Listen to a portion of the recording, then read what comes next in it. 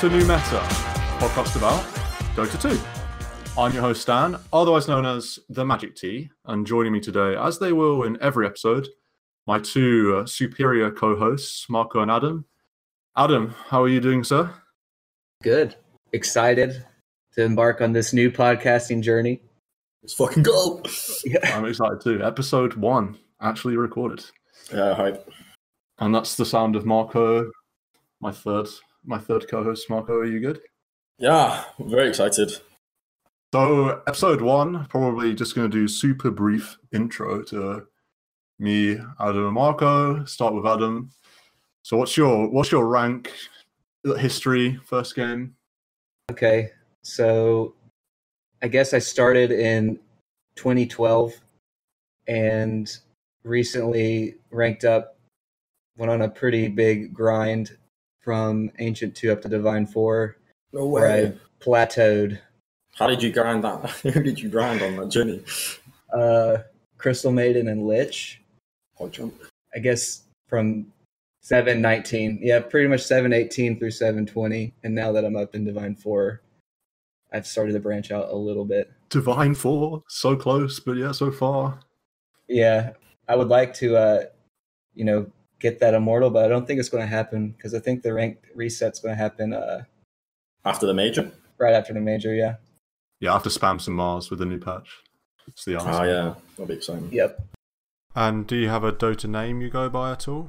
Oh, well, right now it's Come Dine With Me. Yeah, I changed Influenced by the... the Great British TV show, yeah. There we I go. changed it a lot, but then when I joined the Reddit Dota 2 League, everyone kind of has a name and they kind of stick with it. So that's what I joined, and I've held it since then because you want to be able to have a player history so people know who you are when they draft you and stuff. You need that Dota buff like pro player section. Right, Pro yeah. player status, My yeah. esports profile Yeah. is Come Dine With Me. So And Marco? Yeah, I can give a quick intro, cut the fluff and get to the main topic. So, my name is Marco, go by the name Paco. Been playing Dota since Dota 1, which, don't know, could be 10 years ago maybe. Played on IC Cup and Dota League. Then Dota 2 comes out, obviously jumped straight into Dota 2, albeit had a bit of a StarCraft career, $15 career earnings stint during the middle of that. So I've been playing Dota for a long time. Currently 4.5k rank Immortal on EU. Kind of enjoy playing all positions, but I guess mainly 1 and 2 and 5 in my solos. That's my background. Oh, sounds good to me. And I am merely a host. I'm 4.2k Ancient 3, nothing special at all, but I love Dota and I love podcasts, so here I am, stuck with these mugs. But enough of that noise. We're here for a reason. We're here to discuss position 4. I think quite an interesting position in this meta where other roles I think are quite defined. You have your offlane, your carry, and we all know what they do, mid as well, and position 5. So position 4 can be, I think, quite varied in what it can provide for the team, different play styles. Would you agree that position 4 is the most varied role out there at the moment? Hard question. I feel like it's quite varied what role can do. Like everyone else has kind of defined roles, but the position 4 I feel like is quite loose and active and different roles in the game. I think maybe the type of position 4 your team goes with has the most effect on your other positions. Like you can go as greedy as you want, or you can go down to the 2-4 to a position like 4.5. So who would we say the greedy position 4 kind of guy is, and who would be the 4.5 kind of hero? Right now, if you do the 4 position Magnus, that feels pretty position 4.5. Yeah, that's just slave labor. You do babysit and empower your carry a lot. On the other end, something really greedy. The good thing about 4 at the moment in terms of greed is the 5 is just buying every sentry and ward ever made by the shopkeeper. So you can literally squeeze out items on 4 more so than I think in past metas, because you've got no there's no earnest on you to buy any support items. And after the like initial laning stage has ended, you can find space for you. You can play it in different ways. Yeah, the 4. I mean, you just take the tomes, you take Yeah. the farm, you just do everything. Yeah. In the position 6, which is what I mostly do in the in ranked. Yeah. You're kind of left holding the bag, but that's an important.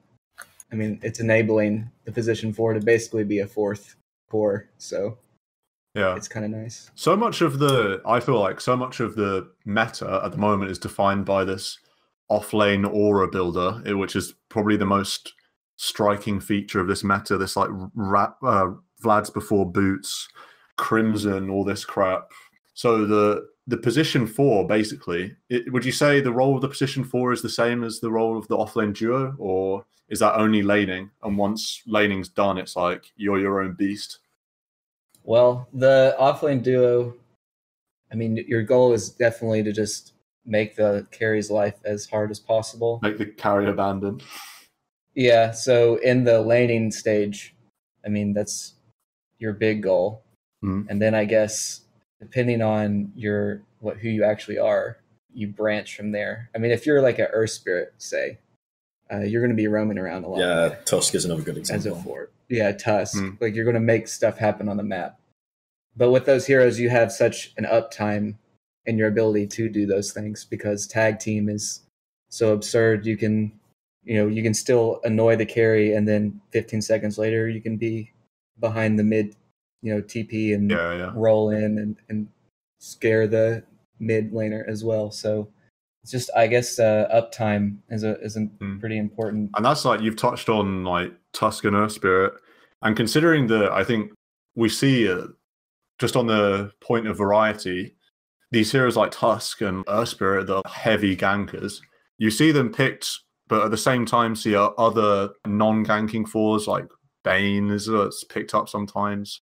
Sort of lane supports, Lich is often run in an off-lane duo, so that's a variety in itself because those heroes are pretty different. I mean, Earth Spirit and Tusk are very unique. Well, then Wisp as well, which is like the most contested at the major, and that's not a ganker in any sense. Yeah. I mean, that's that hero I still haven't like figured out, but that's a healer / I mean, you can really harass a carry in that type of lane with balls and just keeping your 3 position alive. You can make really insane trades. Yeah. But that you're not going to be mobile until you have the relocate for sure. When do people start picking IO, by the way? Because I mean, I don't see it. I think you start picking it when you hit 5k. Actually, play 5k. Suddenly, Wisp becomes a hero. Yeah, is that right.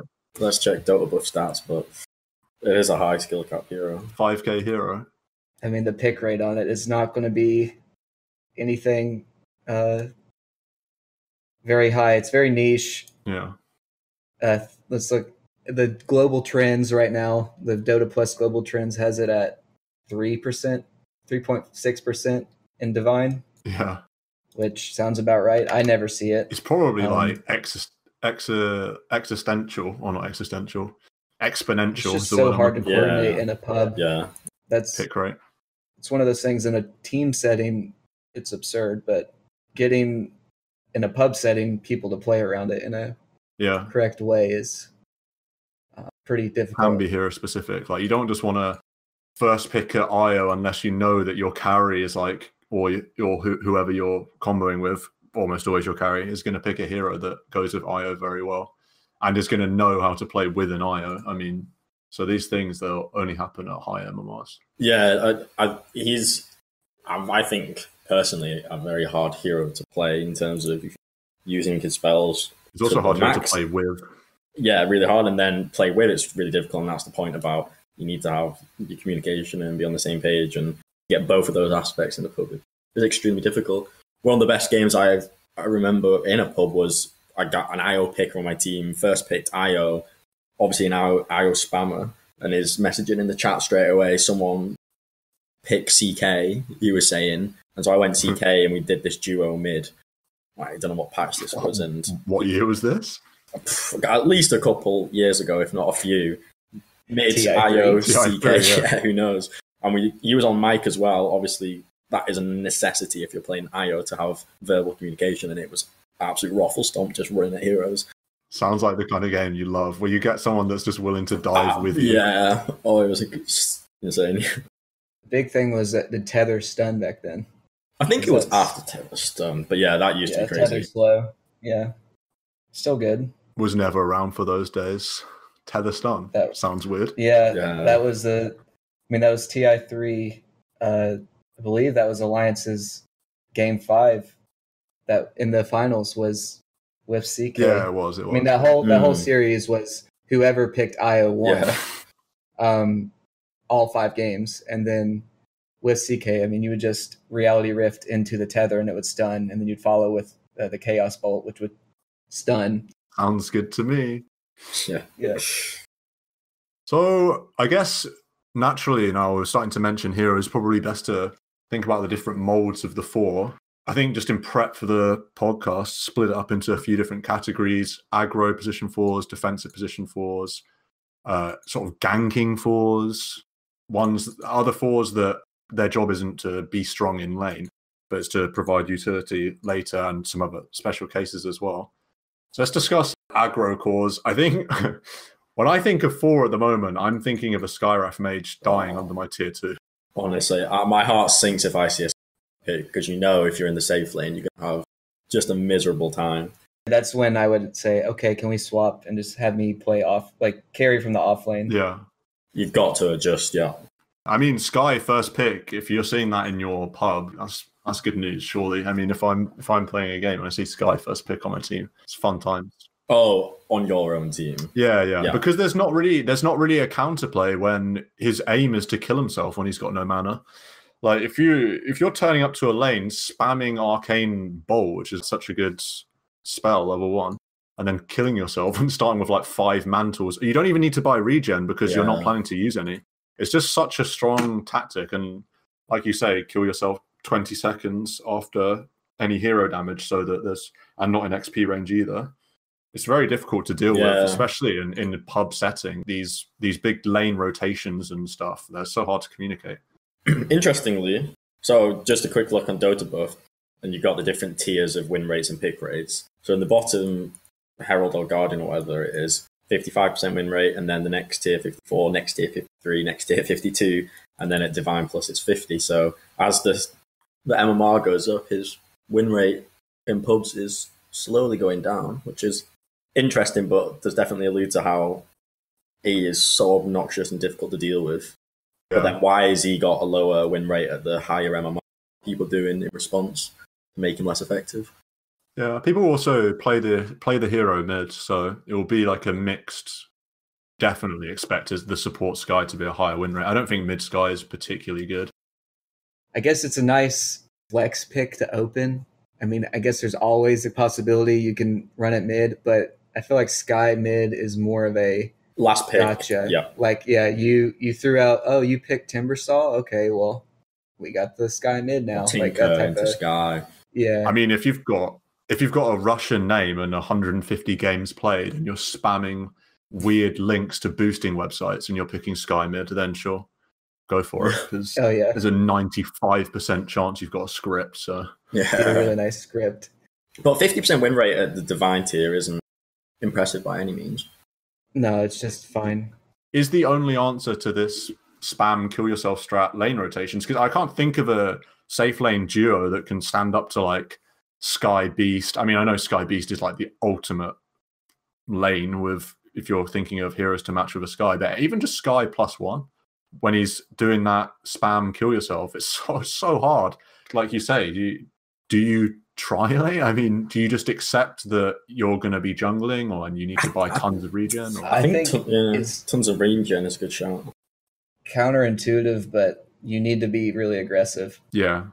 You can't just sit behind your wave and let the Sky just hide in the trees and pop out and just spam you down. You have to jump onto the Sky. Yeah, this guy has 0 armor. Maybe 0 armor. Maybe you trade by dying, but what's going to happen normally is he's going to die. You're not going to get any experience. And then he comes back with full mana. At least if you're fighting, you're trading the experience and not letting him use his whole mana bar. If you can trade your 5 for the Sky as well, because the Sky will be running as this 4 position who's not there just to buy sentries and get off a few spells. Like the trade for a 5 for the Sky is massively beneficial for the team playing against Sky, because he's all about racking those levels up and being this damage output killer potential. And if he's getting his life traded for some Doc Pos 5 who doesn't really care as much about getting those 4 nulls into Atos, that's definitely a win. Definitely. And on that note, any gap close or like long range slow, I'm thinking like Grimstroke Q, Tusk, Snowball, obviously, if you get to level 2, or even just Dazzle, Poison Touch. Poison Touch, exactly. Anything you can use, those heroes where you can cast a spell from long range and then run this 0 armor Sky down. He is very fast, which is a massive plus to the hero as well. Like, what is it, 320 or even 330 movement speed? It's 330, and I think a trap people might fall into is that they'll buy boots, and what you really should be doing is going the 5 null strat. 5 nulls. With 5 nulls with no boots, I think puts you at 333 or 334. Level 10, you get a 20 move speed talent, which puts you about 350 plus without boots. And I've seen some people do this. I think it's pretty good. If you do the Kayasha build as your 6th slot, you're running around at 385 without boots. I mean, I don't know exactly how much spell amp. I think it's additive. 5 nulls is about 15% spell amp. It's more than a Kaya on its own. So that with the Kayasha's crazy spell amp and all the stats, you got massive stats. Start with 5 mantles too, or 4 mantles. Wait, 4 max, right? 4. His 150 times 4 is 600, right? 4. Oh, yeah. No, this guy's a PhD. Yeah, it's a 12 int. That's crazy. Yeah. Level 1, pretty solid. But then again, 50% win rate at Divine Immortal shows people are handling him. If you get 2 bounties, you can get another one. Yeah, that's why I'm thinking of. I was thinking of arriving in lanes with like 5 mantles, but bounties. Right, because you've already killed yourself once. Literally at the rune fight. Yeah, you've traded your whole mana bar and then you die to the tier 2. And then you turn up for the first wave. He got mentioned, but Tusk is the right now. I'm thinking the perfect counter position 4 to him. I'm not in terms of you've got the snowball to gap plus, and then you've got the shards to hold him in place, and the tag team to slow him down. And he's so squishy that you get 6, and Tusk can start with 1 hitting the Sky as well. Basically, I don't know. Looking at the list of heroes, I'm not sure there's any better to deal with him. The snowball during the Skywrath ult as well. Oh yeah, the saves. And also that's like later in the game, but I'm just thinking laning wise for this, the like Sky unique selling point, as it were, the spam and die. You don't want Tusk staying in the Sky lane unless he's going to be a 5 Tusk. I don't know if that's good against. Probably fine. But all the Tusk needs to do is 1 rotation, kill the Sky, who's likely got TP on cooldown, create a lot of space to get your levels gold on safe lane. That's all you want. You don't need to keep him there permanently. Yeah, okay. So, Sky, another hero, I feel like the only other hero you see this spam and die stuff is like Undying. Undying's kind of a weird hero because he's a 5 and he's just such a strong laner. You basically just run him in the best lane. This hard supporting spam decay. Undying's the other spammer. I've seen less Sky or less Undying as time has gone on. Like when I was doing my climb, one of the heroes I would play was Undying, and he was really good in 719. In 720, he's still good, but it feels like he's less picked. I guess one of the things that works against him is that the games go so fast. Yeah. And with these lineups that high ground you at 25 minutes, that it's pretty trivial for them to kill your tombstone. Yeah, it's definitely true. Because they have so many summons and everything, and the attack speed auras and all that stuff. But in lane, I feel like Undying is actually pretty strong, especially if you do him in the safe lane with the way that these offlaners are all strength heroes right now. Yeah, exactly, yeah. He's so strong. I way prefer him as in the safe lane. Yeah, because right now, at 12 minutes, strength melee offlaner probably is going to have at least a bracer. Yeah. And I don't know. It's crazy nowadays with these two. If you have a strength offlaner with 2 bracers and like a Vlad's is going to have 1600 HP at level 8 or something. It's so bonkers, yeah. So one way to keep up with that is just spam decay. Yeah.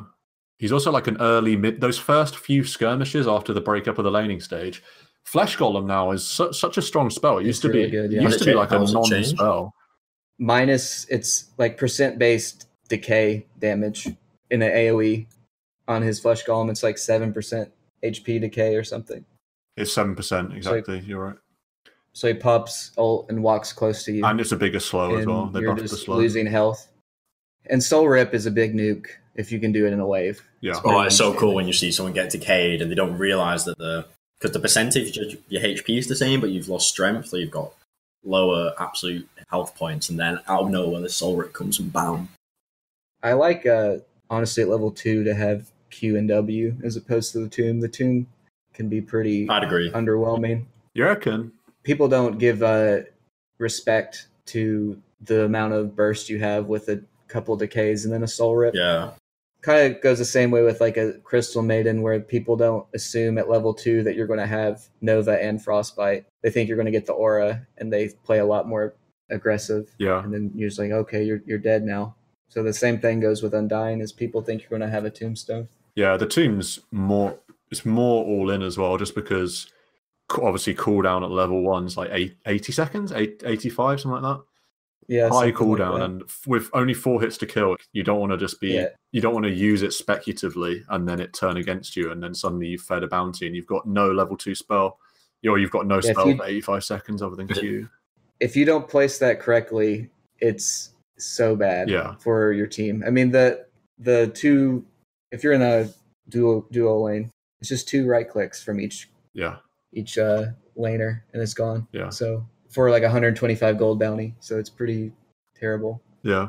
Are you picking, in terms of a position 4, are you picking Undying purely to try and crush the enemy carry and lane? Would you pick him as a position 4 ever? Because his farming potential is really crap. Well, you pick him at the start and then you see which lane he's going to be best in, but yeah, most of the time it's going to be 5. He's in my opinion, he's a 5 that most of the time lanes in the off lane.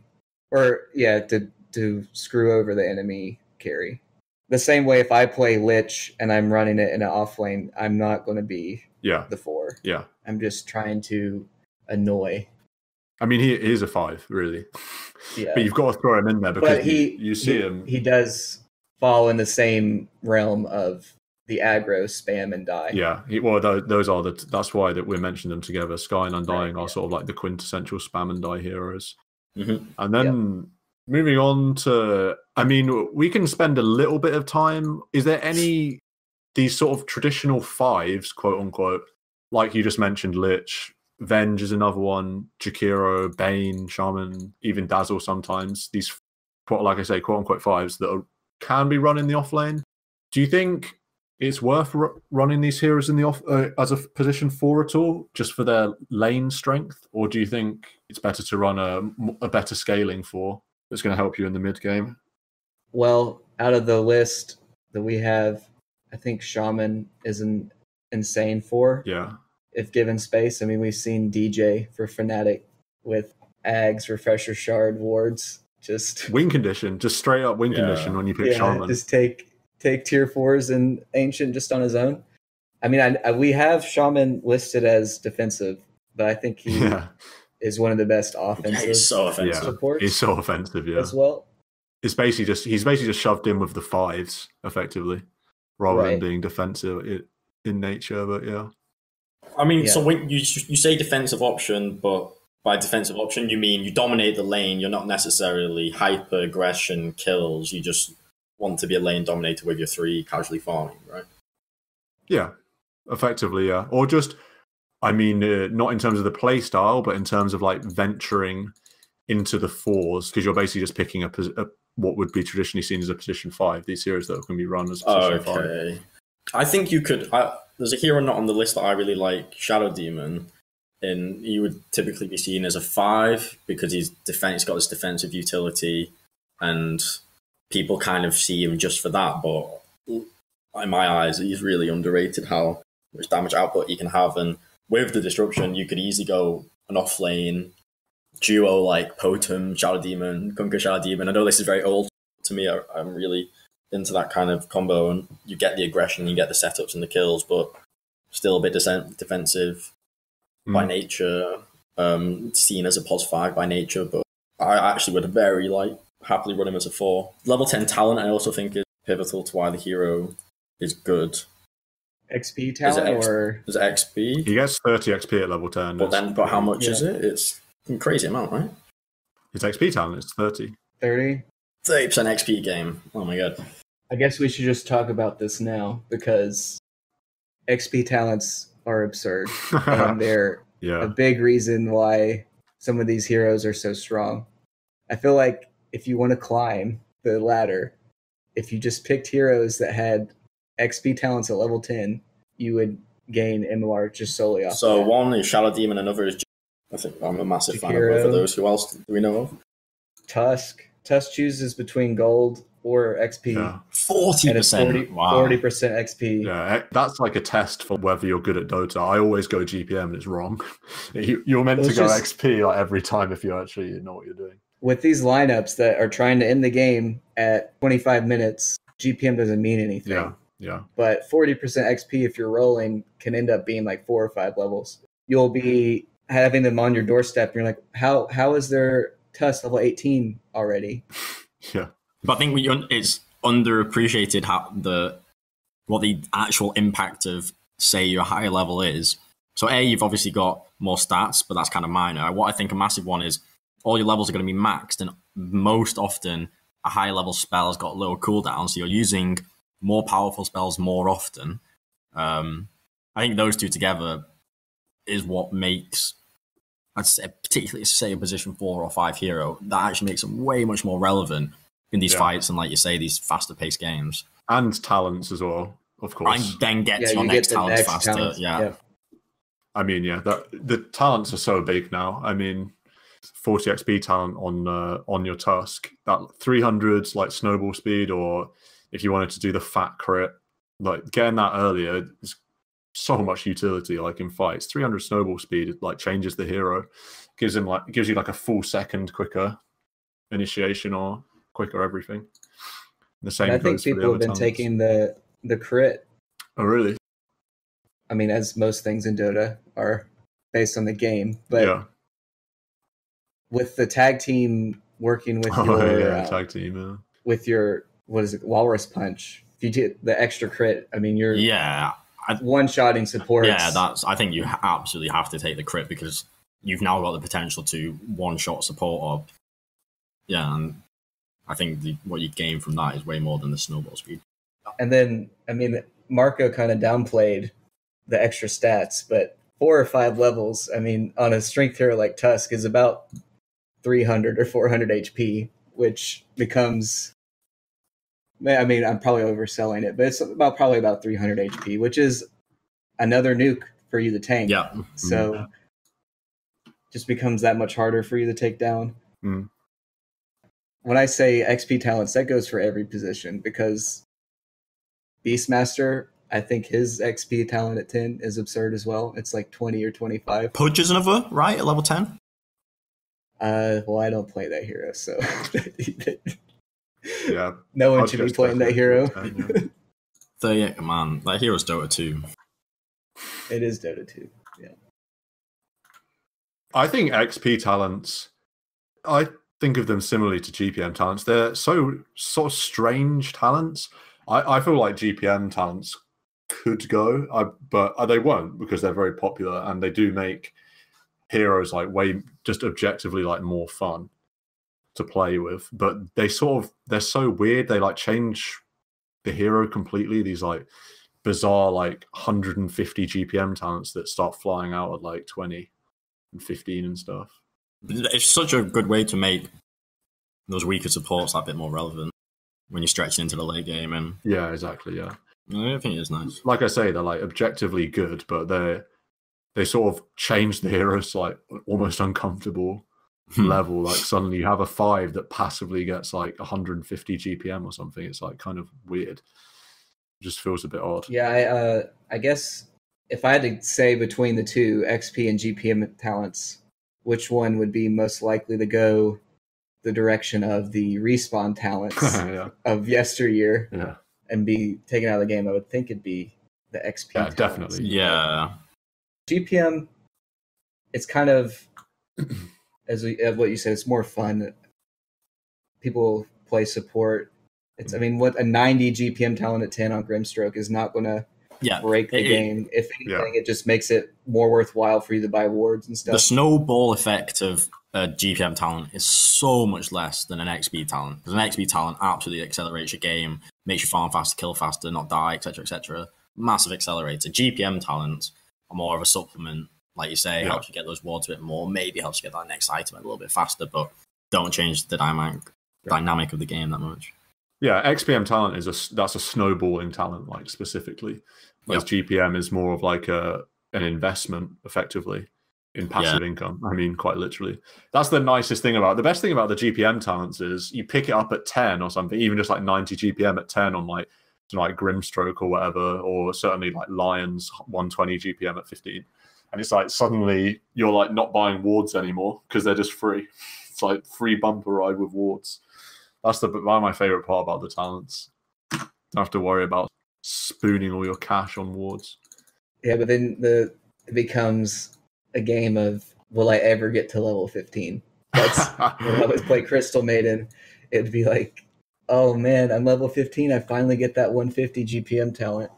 I actually get to play a game now, but it'd be like 30 minutes. And then the throne explodes after you. Yeah, exactly. The same. And then when Old Lich level 20, 180 GPM, that's when you're like, yes, yeah. It's so crazy with those two because you would have one fight and you would be focused on the fight, and then you would look down and you're like, I have 2k gold out of nowhere. Like, that, and now I can get Glimmer Cape or save up for a Hex or something if it's extreme late game. Yeah. Before we leave GPM talents, I've got to ask the mother of all GPM talents, the meme talent. Marco, you're a puck player. You ever going 420 GPM at 25?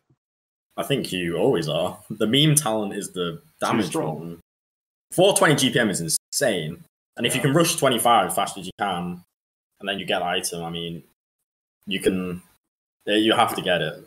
But surely by the time you get 25, you're like 5-slotted. You could be, even if you're 5-slotted though, then you then get that next 6-7k item 5 minutes faster, say, and that can change the game. Oh, okay. The 420 GPM, just your presence on the map becomes absurd because you're going to basically get free bots if you don't already have them, free bots too. Mm-hmm. And then, I mean, depending on the way you build, you're like, oh, now I have a Dagon 5, or now I have my Hex. One of those two you probably already have, and then you just end up getting the other one. Yeah. I mean, in 5 minutes, just all over the place. 2.1k extra gold. Yeah, and to be fair, Dream Coil Rapid Fire is a bit. I've seen it once in a Noob from UA video when Miracle gets it. That's it. Yeah, it's like something you see in like a Twitch clip. It used to be decide between that and like the orb speed, yeah. And they moved that to 20, and now that's the waning rift cooldown with the orb speed. Right. And now your decision tree is more at level 20 than at 25. 25 is pretty much, I will take 420 GPM. Yeah. And if you're so benevolent, then maybe you buy some wards for your supports or something. Oh, no, you absolutely should. You should be buying every ward and drop them on the floor, buy the gem drop. Mm-hmm, yeah, definitely for sure. Do that kind of stuff. So we talked about Tusk already, but we can talk about him more. Do you need... I always feel in my games, I mean, I mostly play mid, and I always love it when my 4 provides kill condition mid. And now, obviously, Tusk, Earth Spirit, you could throw in Tiny, these ganking 4s. Is it super important to have a rotating 4? Or how much of a 4's role is determined by providing kill potential, do you think, early on? To provide kill potential for the mid? Or... Often, I'd say both lanes, right? I mean, if you're thinking Tusk, it can go anywhere. Earth Spirit can go anywhere. Mm-hmm. Tiny is hard to gank mid. I mean, mid is so hard to gank at the moment, I think. but just in general, specifically mid, but in general, just being able to gank lanes. Do you need a 4 position that when it's missing off the map, you're pinging, basically? It's certainly nice. Yeah. I think it mostly depends on your mid matchup. I mean, if they're at a disadvantage, you definitely should be trying to help. Yeah. Say like a Timbersaw versus an OD or something. Yeah. Tusk, you can kill an OD pretty easy. Yeah. So easy. With which is interesting with Tusk, I've seen it both ways. I mean, you obviously get tag team at level 1. Probably the best level 1 spell in Dota. And then it's, do you go snowball or shards? And I guess it all comes down to how confident are you in hitting your shards. Because if you trap somebody in with shards and tag team, they just can't escape the shards. They're going to die. But the snowball allows you to get up onto somebody. Yeah.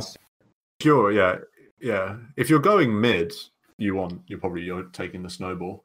But if you're in lane, I think you usually would just go shards, and then you try and land a shards from out of vision and just walk hero in. dependent as well. If you've got some Centaur, Tusk, Slaw, Tusk kind of business, you can snowball on someone. That's interesting because I would go the opposite. I would think if you were going mid, you would get the shards, and if you're in the side lanes, you would get the snowball. Yeah, I would agree that the shards for mid. It's easy to block with the mid because you want, like you say, the ramps and the size of the mid lane is pretty congested. So if you get a shard that's making the hero wobble around for 4 seconds trying to get around, that's way more than 0.7 seconds stun or something. But you would probably need a smoke. Yeah, exactly. It's all about conditioning your tag team. If you can condition your tag team by like shard blocking the ramp mid, then that's like dream. That's like great. But I suppose snowball's like a guaranteed way that you're gonna get tag team off, because that's basically that's basically what you're trying to do. Like this level 2 choice is like, how can I get tag team on them? And then if you just flip it around and just say that, okay, now you have an OD mid against not a Timbersaw, something else. Well, then you have the Astral into shard block easy. Yeah, that's really nice. And you don't always have to gank mid because your mid is at a disadvantage. Sometimes if you gank mid in a matchup where your mid is favored, you just roll the game that much harder. Yeah. Sometimes it's better to just get one person online really fast and they can take over the game. Definitely, yeah. That's the beauty. That's the beauty of Tusk specifically. Is my favorite position for the beauty of having this hero that you can basically go to any lane.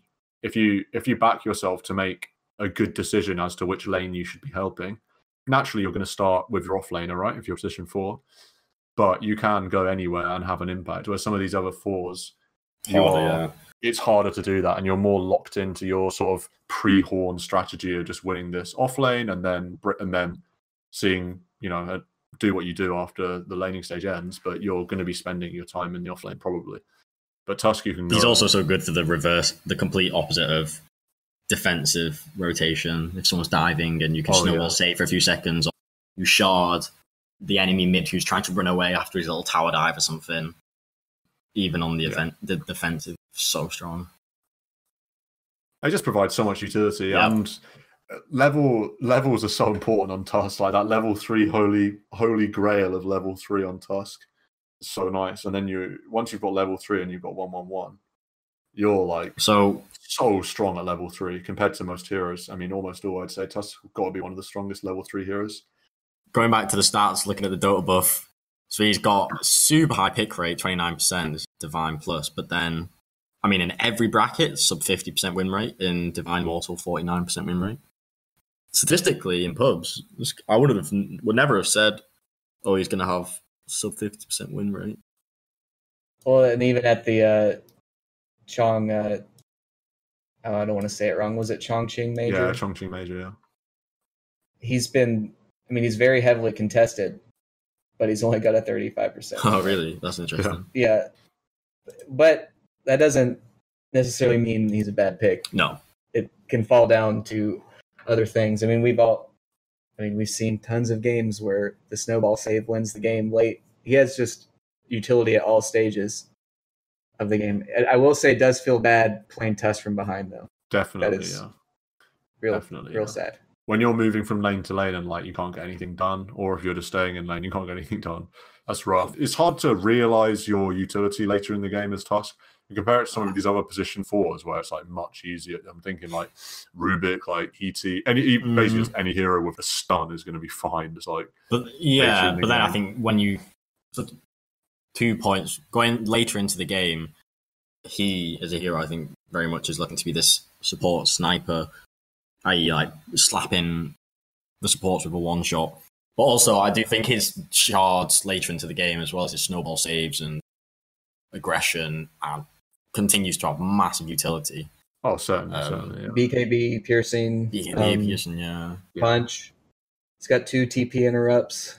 My other point was when you talk about playing Tusk from behind, definitely rough. An interesting general point about the position 4 is related to that. And say if you're roaming around the map thinking, oh, I'm Tusk, or I'm Earth Spirit, or I'm Sky, and I can go to any lane and start and get any kills. And then if you do that too much, and then you're now under-leveled, or you fail to get these kills, and now you've not got the gold, you can very quickly become kind of a super weak link in the team. And I think playing the 4 and playing the 5, in my eyes, one of the biggest kind of factors to playing it well is recognizing when and where to get your farm and XP. And say if you've got this mentality of, I'm going to go get kills, you need to also at some point realize, well, maybe this is suboptimal. Maybe I should just quietly go hit some creep or soak some XP, or just go and simply help my POS 3 get that farm a bit more. I think that's a really big factor to playing the position well.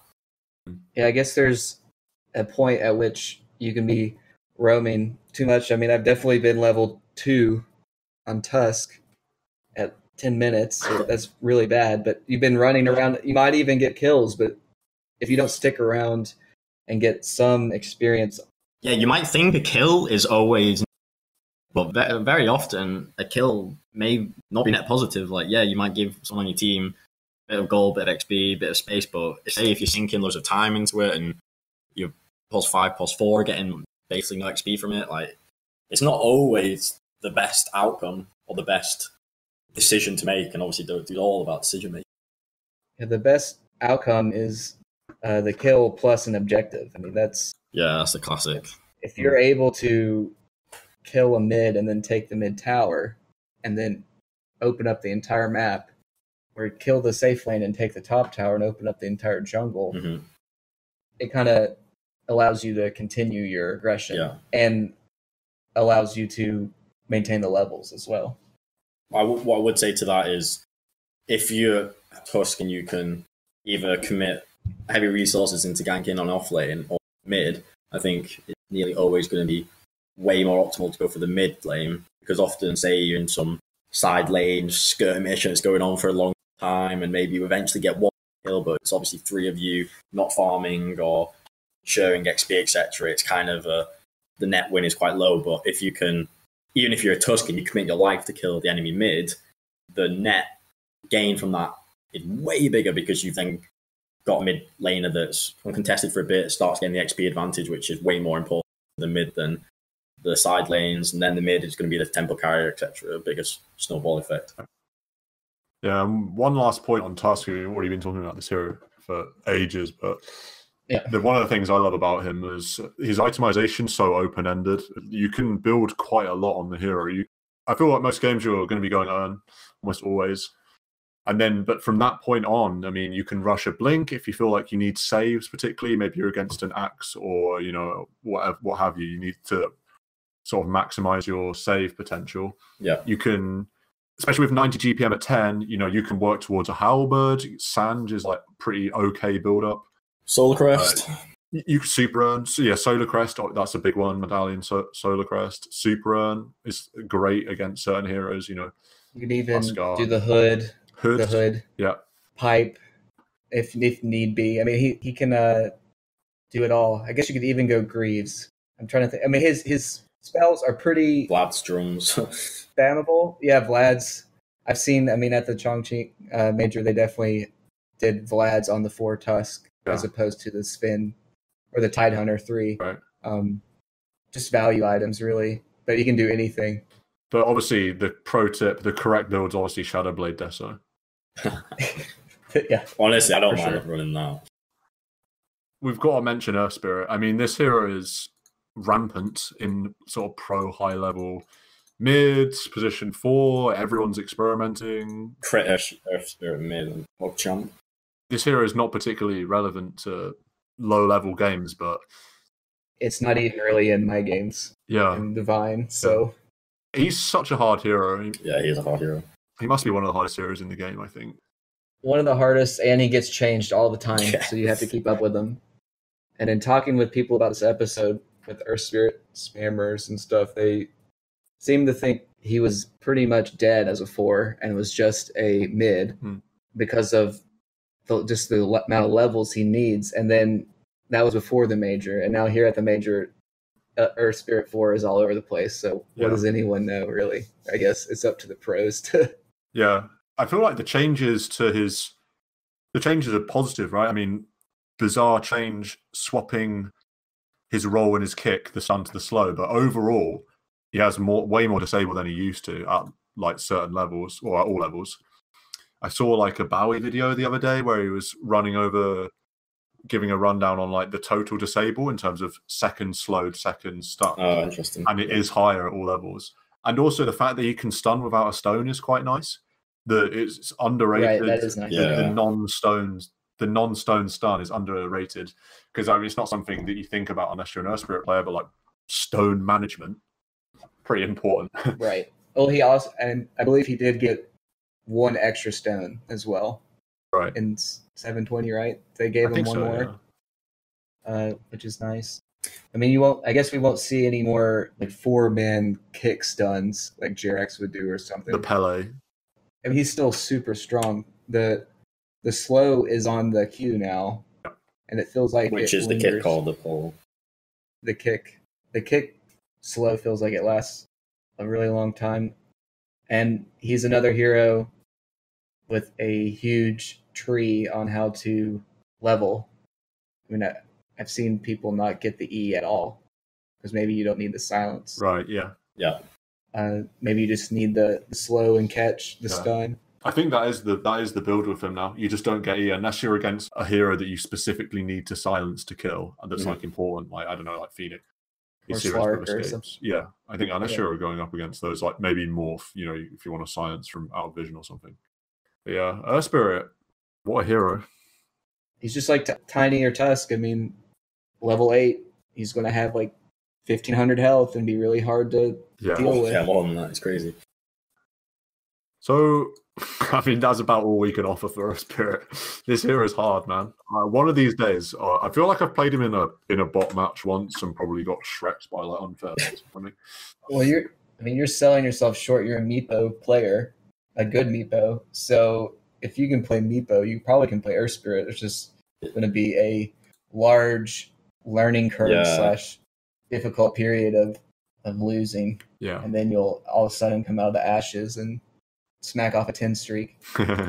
Yeah. I mean, he looks fun. When you see an Earth Spirit on your team, you're like, man, this guy's having fun. This hero looks fun. He's like rolling around the place. He's suddenly in this weird ball. He's got this cool skin that makes Chinese characters come out of his rolling thing. Like, that's pretty cool. Or when you get Aghanims and you do some crazy ag saves. Oh, like someone gets a Reaper's Scythe and he comes in and stuff. Yeah, that was TI7, wasn't it? But like, He just rolls into the team fight and you're on the other team and you're like, why are we all silenced?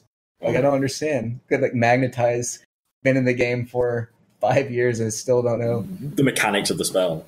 Yeah, just like everybody gets silenced. Like, oh my god, what's happening? Another category we marked out before the game was basically heroes that aren't necessarily the strongest in lane. They have their spells, but they're not lane dominating heroes that you'd think of traditionally. But they provide utility later, and that you're picking them for what they do later. And so I just roughly put down like Shaker, Elder Titan, Rubik, Pudge. Pudge is in there, Winter Wyvern, Kotl. These heroes are basically what you're going to see in most of your pubs, right? Shaker, Rubik, Pudge. That's like 50% right there. Heroes you probably won't see are Elder Titan and Kotl. Well, I mean, Kotl... I've not seen Kotl once. I've not seen his new ult. Ignis Fatus. You've not seen his new ult? Are you I've seen serious? it in pro games. That's it. Never in a pub. It's so good. It's very good. Yeah, it's really cool. I think you nuke it, right? Most people, they panic, try and run out of the AoE. Yeah, and it's massive. You have to kill it. Unless the Coddle rushes Refresher, which I've seen in some of my games, and then that's drop funny. There's 2 heroes right now that people are experimenting with the Refresher rush. Yeah. Maybe you get one item before it's Coddle and it's Clinks, and they're trying to drop the Skeleton Army or drop 2 of those Ignis Fatus balls. Yeah, sounds horrible. Yeah, the double Cottle ult's a joke. Like, you're literally like perma-disabled. Not sure I'd recommend. If you stagger them, this is for late game. I've seen it in pro games too. If you stagger them, I mean, you're just stuck in Unless you BKB. You have time to BKB, yeah, but that's it. That's it. BKB or maybe spam if you're Jug. I guess out of the list, I'm sure people see a lot of Rubik in their games. Yeah, he's very high picked.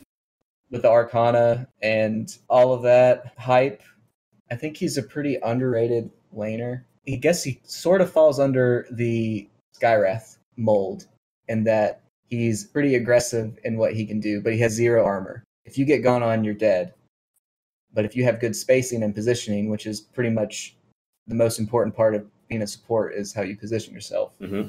He can feel very obnoxious with his Fade Bolt because the instant cast point, the damage, because you can hit 2 heroes with it. Yeah, and then you start trading right clicks. And yes, the trading the right clicks is what becomes huge, because not only are you making it much easier for your carry or your core to CS, you're neutering the opponent from CSing. It becomes a 50 damage swing between the 2 of you. Yeah, they can't trade. They have to run, and then you're getting so much space, damage, control. And then with Arcane Supremacy, which I think is... I can't stand that change. What change, sorry? Nullfield. Well, they got rid of Nullfield and added Arcane Supremacy. Oh, it's not even called Nullfield anymore. No, it's called... No. Yeah, RIP. Was it like at max 44% debuff spell and debuff amp? So 26 and amp and 46, 44. Just your lift is going to be 4 seconds or something crazy, and your Fade Bolt's going to hit for what feels like 400. Yeah. And another underrated talent, the 15 talent, I believe is minus 45 or minus 35. 45. 45 Fade Bolt attack, which means it's 80. In a team fight, if you hit somebody, hit the team, it's minus 400 attack damage that they have. Pretty good. And that is without saying whatever you steal in a fight. He has a lot more utility now outside of him stealing a spell. Like, I feel like his level 1 through 5 is really good. Definitely, I completely agree. He's not a spell steal merchant as he was, or has been. Don't get caught in the trap of getting telekinesis level 1. God, yeah, that is so painful. There are a lot of, or I guess I could think of a couple heroes that people get caught in a trap of. It's always been skilled this way, so let me skill it. Such as when Crystal Maiden, people figured out Crystal Nova was really good level 1 before it got nerfed. And then people figured out, oh, I don't need to get telekinesis. I can get Fade Bolt and kind of win I wouldn't say outright win, but dominate the lane at level 1. Also with Shadow Shaman, people seem to be thinking that, oh, I want the Shackles. Oh, Shackles, no. You want Aether Shock level 1 100% of the time. I feel like the only time you would ever get that is maybe for a kill. At a kill at a rune. Yeah. And that's only if you can guarantee it, because otherwise Aether Shock is the highest damage nuke at level 1 on a very low mana cost, and it's got a pretty nice cooldown. All right, what's your knowledge? What's its damage mana cost down at level 1? I think it's 95 mana for 140, maybe. Yep. Cooldown. The cooldown's like 14 at level 1, I think. 3 out of 3. Give this guy a medal. Give this guy Divine Medal. It's a really solid spell. Yeah. And I guess a little anecdotes when we had an RD2L match, and we've been running. I've been the carry in that on that team, and we've been running me in the off lane because it's just the way it's been a little bit easier for our team. So we had a Slark and a Shadow Shaman that was our duo. And we were against Lion and PA. That's a pretty crazy weak lane. Lion's a pretty weak level 1. But the PA came to lane, and if you don't know Reddit Dota 2 League, it's your team is made up of people of all varying skill levels. And the PA came out to lane, and his item build was 2 tangos, stout, and quelling. And I knew immediately when he showed up in the lane that we had won the lane, because he does not have enough regen to compete with a Shadow Shaman, Aether Shocking him that much. Yeah. 6 tangos is not going to cut it. And if he doesn't ferry out anymore, which is a big mistake that a lot of people make, is not ferrying out enough regen. They only focus on what they buy at the beginning. They never bring out more. He's going to be at 50% health the entire lane, and he's not going to feel like he can come up and ever CS. If he comes up to a wave, I'll just pounce him as Slark, and he'll be dead. I guess where to go with that is skill Aether Shock, because you'll make the carry's life super annoying. Also, it's single target, so you aren't pushing the wave at level 1. Another huge, it scales on amount of things it hits per level. So level 1, you just hit 1, destroy the carry. Oh, I didn't even know that. That's good. That's a good knowledge bomb right there. I think it's 1357, I think, or something. And also a cool aspect to that spell is it's got certain cast range, but you can hit targets that are outside the cast range. So if you say a creep wave's coming at you and you choose it on the first melee creep that hits you, the spell could hit in one of its chains the far back range creep, if that makes sense. Right. Which is just a cool little... You could nuke the range creep and hit the carry, the enemy basically, carry. the effective range you can have that spell is long. And another thing about Shaman is his base damage. Oh yeah, it's huge. And another thing that people really underestimate is denies. And a Shadow Shaman basically can deny every range creep on his own. And as a carry, you're not going to make me upset if you Aether Shock our range creep so that we don't get it denied, and then you deny their range creep, because that's a 50 gold swing just off of 2. Well, no, it's like a 70 gold swing off of just 2 creeps like that. Yeah. It's so much more important that somebody kills the range creep than to just give it to the carry and deny the enemies. The last patch, it was all based off of experience denial. This is like gold denial. It's the same. It's still as important. One final point, because we've been running plenty now. I guess a final discussion point. Have to have a brief discussion on this hero, because this is DotA right here. Pudge, the big man himself, the butcher, the quintessential position 4. Mate, what are you trying to get that guy position 1? Well, yeah, whatever.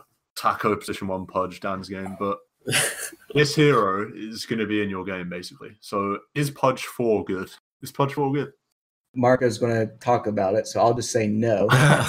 It's better than Mirana. If we're talking about pub scourges, I'd rather have a Pudge than a Mirana mid. Mirana mid is strong. No, mid. Sorry, I mean position 4. Okay, yeah. Mirana position 4 is bad. Dog is actually so bad. Pud, I'll just say I think it's bad, and that I think right now with the way that meta is, with the games ending so fast and people pushing you in, it is very, very hard to hit hooks. Yeah.